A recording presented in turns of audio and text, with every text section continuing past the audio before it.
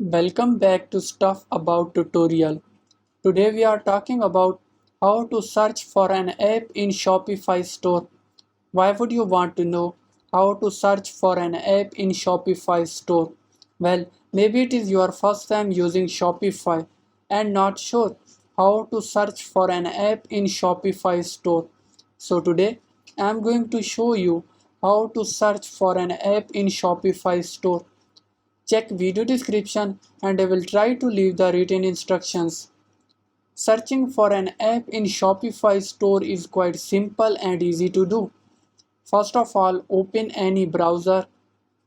Now write admin.shopify.com in search bar. Now here in left corner, you are seeing different options. Click on apps here in bottom side. Click on all recommended apps. Now scroll down.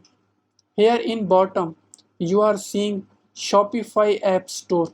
Click on it. From here in top search bar, you can search any app. There you go. If you wanted to know how to search for an app in Shopify store, that is the easiest way I know how. If you know another way, to leave a comment below. Be sure to subscribe for more videos.